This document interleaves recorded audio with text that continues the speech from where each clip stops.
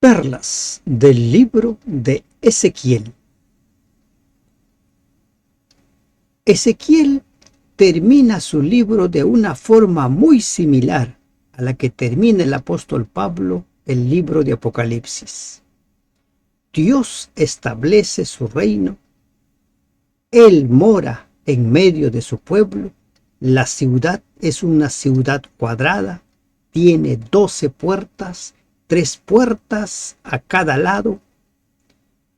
Dios restablece en su pueblo su morada, su presencia.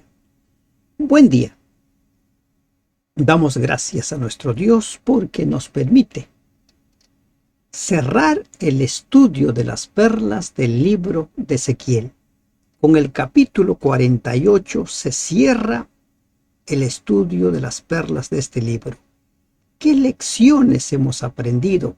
Recuerde, el propósito de este estudio es encontrar esas preciosas gemas, perlas, para poder aplicarlo a nuestra experiencia personal.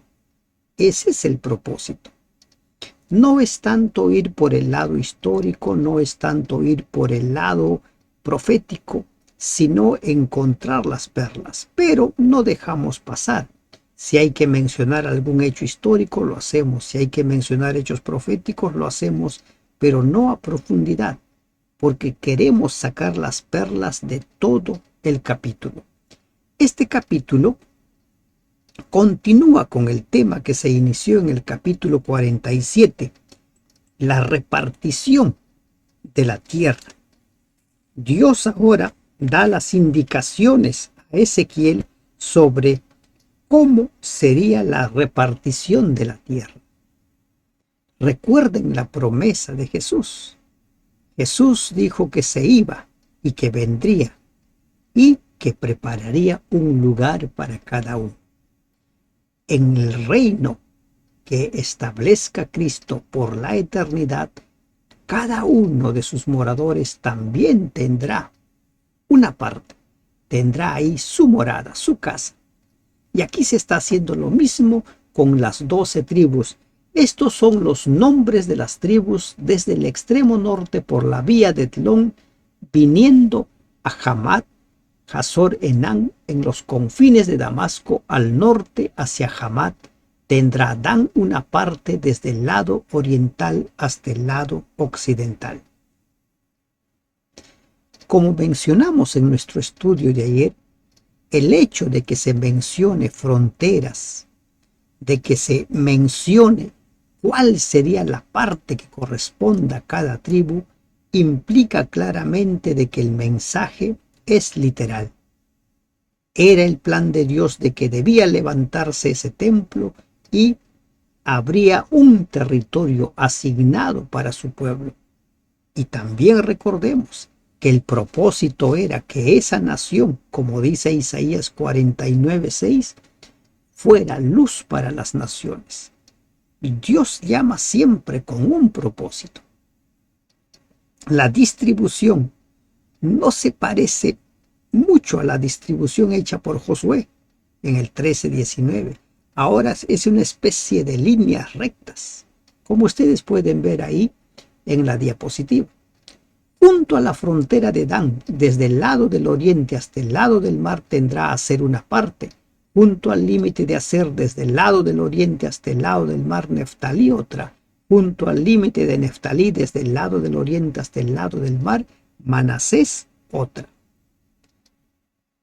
¿Qué es lo que encontramos? Dios va estableciendo a quién le corresponde y dónde le corresponde. Reitero lo que venimos mencionando en los últimos capítulos. Todo el plan es idea de Dios. El ser humano no tiene nada, ninguna parte en el plan de salvación. Todo el mensaje es el mensaje de Dios. Ni la edad ni la ascendencia materna parecen haber tenido mucho que ver con el criterio orientador. La parte central de la tierra había de ser ocupada por la porción de Jehová, como lo vamos a ver unos versículos más adelante. A cada lado, ¿no?, de esta porción estaría, por ejemplo, Judá y Benjamín. Los dos o las dos tribus que conformaron el reino de Judá y las 10 tribus restantes conformaron el reino del norte o Israel, también conocido en ocasiones como Efraín. Junto al límite de Manasés, desde el lado del oriente hasta el lado del mar, Efraín otra, junto al límite de Efraín, desde el lado del oriente hasta el lado del mar, Rubén otra, y junto al límite de Rubén, desde el lado del oriente hasta el lado del mar, Judá otra. Ahora, a continuación, después de Judá, hay un territorio separado exclusivamente para Dios. Dios pide que eso sea consagrado. Dice, junto al límite de Judá, desde el lado del oriente hasta el lado del mar, estará la porción que reservaréis de 25,000 cañas de anchura y de longitud como cualquiera de las otras partes, esto es, desde el lado del oriente hasta el lado del mar, y el santuario estará en medio de ella. Una vez más encontramos el plan de Dios, el santuario estaría en medio de ella. ¿Qué quiere decir esto? Dios siempre ocupando el lugar principal. Dios es el primero. A Moisés le dijo lo mismo. Van a levantar un santuario y yo voy a morar en medio de mi pueblo. Ese ha sido siempre el anhelo de Dios. En eso consiste el pacto. Recuerden, el pacto no es otra cosa que Dios, nuestro Dios, y nosotros, su pueblo. Ese es todo. Hay personas que se hacen un problema para entender lo que es el pacto y Dios lo simplifica. Usted es mi pueblo, yo vuestro Dios, dice el Señor. Y el santuario estará en medio de ella. La porción que reservaréis, permítanme, la porción que reservaréis para Jehová tendrá de longitud de 25,000 cañas y 10,000 de ancho. La porción santa que pertenecerá a los sacerdotes será de 25,000 cañas al norte y 10,000 cañas, 10,000 de anchura al occidente y 10,000 de ancho al oriente y 25,000 de longitud al sur, y el santuario de Jehová estará en medio de ella. Una porción reservada para los sacerdotes, con medidas, todo bien definido, pero ¿qué encontramos una vez más? Dios en el medio. El santuario de Jehová en el medio. Los sacerdotes santificados de los hijos de Sadoc, que me guardaron fidelidad, que no erraron cuando erraron los hijos de Israel, como erraron los levitas, ellos tendrán como parte santísima la porción de la tierra reservada junto al límite de los levitas.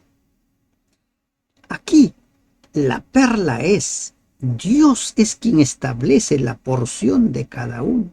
Dios es quien establece dónde se va a ubicar cada uno. Es Dios el que va determinando cada cosa que sucede. Y lo mismo sucede con la iglesia de hoy. Es Dios el que ha establecido cuál es su misión. Es Dios el que ha establecido quiénes deben ser llamados para ejercer el liderazgo.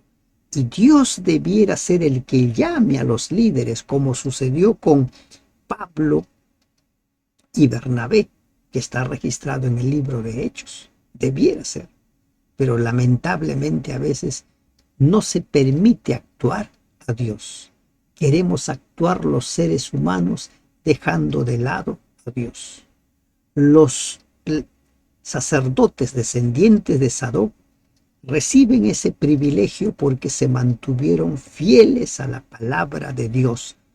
No dieron la espalda al Señor mientras que todos se fueron tras la corriente. Y esa es otra perla que debemos tener muy en claro. Así las mayorías se vayan tras otros dioses o tras pensamientos, razonamientos humanos, nosotros debiéramos mantenernos fieles al escrito está, a la palabra de Dios. Dios es quien establece todo.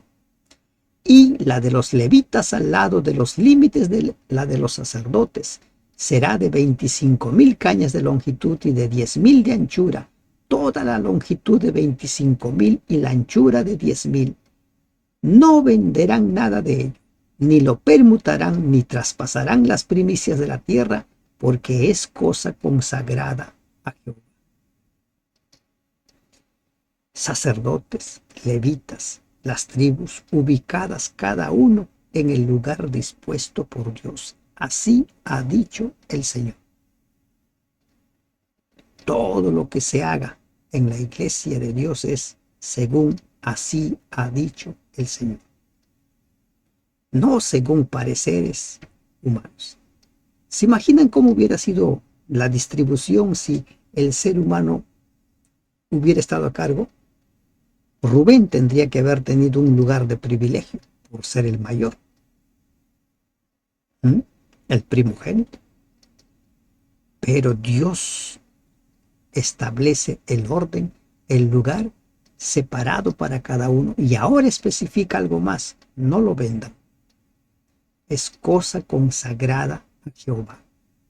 Miren esta palabra que dice: es consagrada a Jehová.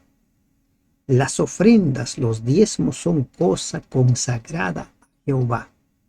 No son para Dios, es consagrada a Jehová. Y el uso que se da es para el uso establecido por Dios mismo. En este caso, para que el evangelio sea proclamado, para que las ofrendas por su parte, para que funcione el servicio. Y las 5,000 cañas de anchura que quedan de las 25,000 serán profanas para la ciudad, para habitación y para ejido, y la ciudad estará en medio. Las parcelas de los sacerdotes y de los levitas medían 10,000 codos cada uno, de norte a sur, dejando 5,000 codos de toda la porción al sur de la posesión de los sacerdotes. ¿Para qué? Para la ciudad. Y la ciudad estará en medio de ellas, profanas, o sea, no eran santas. Allí podían ingresar todos. Estas serán sus medidas. Ahora se dan las medidas de la ciudad. Al lado del norte, 4,500 cañas, al lado del sur, 4,500, al lado del oriente, 4,500 y al lado del occidente, 4,500. La ciudad debía ocupar un cuadrado de 4,500 codos de lado, rodeado de un campo abierto de 250 codos. Con lo cual el cuadrado dedicado a la ciudad tenía 5,000 codos y de lado. Este era el ancho preciso de lo que quedaba al lado sur de la porción de Jehová. Es interesante la forma como se establece que sería esta ciudad. Un cuadrado. Y no solo un cuadrado. Y el ejido de la ciudad será al norte de 250 cañas, al sur de 250, al oriente de 250 y de 250 al occidente. Los ejidos. ¿Qué son los ejidos? Los ejidos eran los lugares de pastoreo. Y lo que quedare de longitud delante de la porción santa, 10,000 cañas al oriente y 10,000 al occidente, que serán lo que quedará de la porción santa, será para sembrar para los que sirven a la ciudad. ¿Ah? ¿Qué perla encontramos aquí? Será para sembrar para los que sirven a la ciudad. Qué interesante. El trabajo forma parte del servicio. Harían producir la tierra, así como las aguas que estudiamos ayer. Entre sus bendiciones, una de ellas era el trabajo, porque los pescadores tendrían abundante trabajo. Ahora dice, ese espacio sería para sembrar. ¿Para quiénes? Para los que sirven a la ciudad. Y los que sirvan a la ciudad serán de todas las tribus de Israel. Los habitantes de Jerusalén habían pertenecido mayormente a las tribus de Judá y de Benjamín. en la nueva ciudad, que habría de ser propiedad común de todas las tribus, habría de tener una parte, cada uno, de todos los habitantes. Hay algunos cambios en relación al principio. Esta ciudad era, como diríamos nosotros, de uso común. No era un territorio exclusivo de una tribu.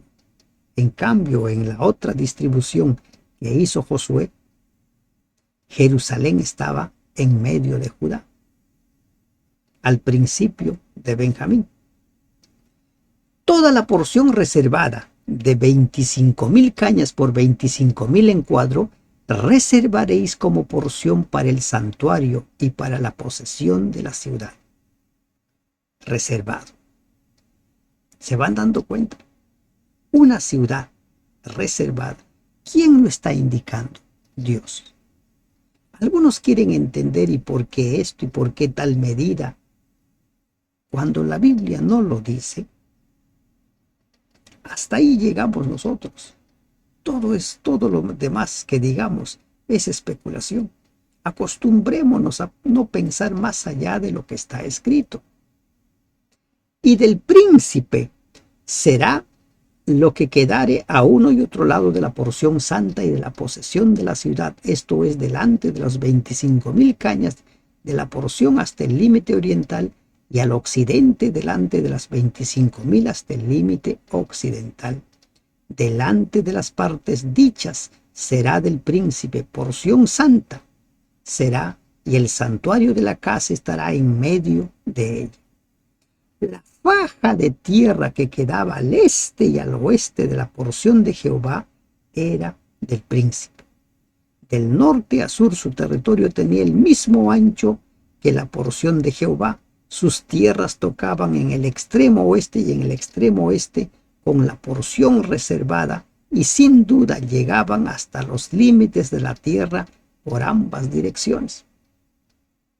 De este modo, la parte del príncipe será la comprendida desde la porción de los levitas y la porción de la ciudad entre el límite de Judá y el límite de Benjamín. En cuanto a las demás tribus, desde el lado del oriente hasta el lado del mar, tendrá Benjamín una porción. Dejamos la parte reservada por Dios para la ciudad, para el santuario, para el príncipe, para los ejidos, y ahora se empieza a enumerar el lugar, la distribución de las demás tribus. Al lado iría Benjamín. Después de Benjamín, junto al límite de Benjamín, desde el lado del oriente hasta el lado del mar, Simeón, otra. Junto al límite de Simeón, desde el lado del oriente hasta el lado del mar, Isaacar, otra. Junto al límite de Isaacar, desde el lado del oriente hasta el lado del mar, Zabulón, otra. Se va describiendo el orden. ¿Por qué se da este orden? La Biblia no lo dice. Podemos sacar algunas lecciones, ¿no? Lecciones espirituales, pero no una interpretación. Junto al límite de Zabulón, desde el lado del oriente hasta el otro lado del mar, Gad, otra. Y junto al límite de Gad, al meridional al sur, será el límite desde Tamar hasta las aguas de las rencillas, y desde Cades y el arroyo hasta el mar grande. Qué interesante aquí. Se vuelve a mencionar el agua de las rencillas. ¿Recuerdan el agua de las rencillas? El lugar donde el pueblo se rebela contra Dios porque no había agua para tomar. Llegan a un lugar y el agua era amarga. La gente se molestó contra Moisés, contra Dios. Es considerado el agua de las rencillas.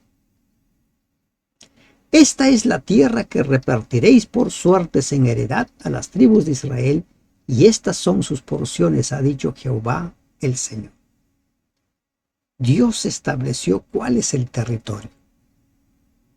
Separado. Hoy en día vivimos tiempos en los cuales a los judíos que están allá en Medio Oriente no los quieren en ese lugar. Y hay voces que se escuchan que dicen que son invasores. Pero ese espacio, ese territorio, había sido separado para los descendientes de Abraham. y Dios les dio sus límites. Y estas son las salidas de la ciudad: al lado del norte 4.500 cañas por medida. El arquitecto divino hizo un diseño tal que no faltó ningún detalle. Todo estaba considerado. En los versículos 30 al 34 se repiten las dimensiones de la ciudad a fin de describir las 3 puertas que tenía cada lado. Cada puerta llevaba el nombre de una tribu. Leví tenía una puerta por la cual le quedaba solo una a José. Una puerta con cada nombre. ¿Les recuerda esto Apocalipsis 21? Sí, ¿verdad? Y las puertas de la ciudad serán según los nombres de las tribus de Israel. 3 puertas al norte: la puerta de Rubén una, la puerta de Judá otra, la puerta de Leví otra. Y si se da una puerta para cada uno de los 12 hijos. Recuerden que en la repartición de la tierra se da 2 porciones a José, Efraín y Manasés, pero no se da a Leví. Al lado oriental 4.500 cañas y 3 puertas: la puerta de José una, la puerta de Benjamín otra, la puerta de Dan otra. Ahora se menciona José, porque José era en sí el hijo. Efraín y Manasés eran nietos de Israel. Aquí se señala a las 12 tribus. Al lado sur 4.500 cañas por medida y 3 puertas: la puerta de Simeón una, la puerta de Isaacar otra, la puerta de Zabulón otra. Y al lado occidental 4.500 cañas y sus 3 puertas: la puerta de Gad una, la puerta de Aser otra, la puerta de Neftalí otra. Cuando nosotros vamos a Apocalipsis 21, 12 y 13, también se habla de las puertas: 3 puertas a cada lado. En el 21:16 habla de que la ciudad es cuadrada, hablando de la nueva Jerusalén, la ciudad que desciende del cielo. En derredor tendrá 18.000 cañas, y el nombre de la ciudad desde aquel día será Jehová Sama. De esta manera, Ezequiel termina el mensaje que tiene para su pueblo. Era un mensaje de esperanza.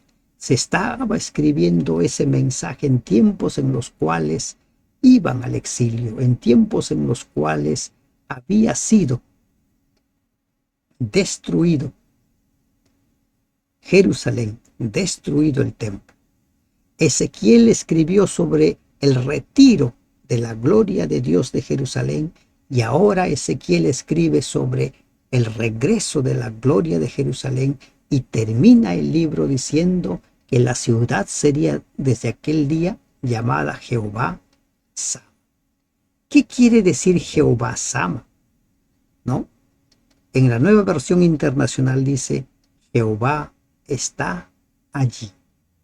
Dios habla hoy, dice: esta es la casa de Dios. Jehová Sama. Dios siempre ha deseado estar en medio de su pueblo, quiere estar en medio de sus hijos, quiere estar hoy en día en medio de su iglesia, quiere morar en ti. Cuando leemos nosotros en Juan 14:23, dice que Él y su Padre morarán en cada uno de los que hagan su voluntad, morarán en el corazón de cada uno que se deleite en obedecerlo, que se deleite en poner en práctica su palabra. Jehová Sama. Que esa sea la realidad en tu vida. Dios está allí. Dios está en ti. Dios está en mí. Dios quiere estar en medio de su pueblo. Pronto Cristo volverá y establecerá su reino eterno, y esa ciudad que describió Ezequiel será una realidad mucho más grande, porque esa ciudad que encontramos en Apocalipsis 22 es una ciudad sin igual. Juan dice que era una ciudad que tenía piedras preciosas. Sus puertas eran puertas de perlas. Y Pablo escribe, cosas que ojo no vio, ni oído oyó, ni han subido en corazón de hombre, es lo que Dios está preparando para nosotros. Prepárate para el encuentro con tu Señor y vive para Él. Que Dios te bendiga. Amén.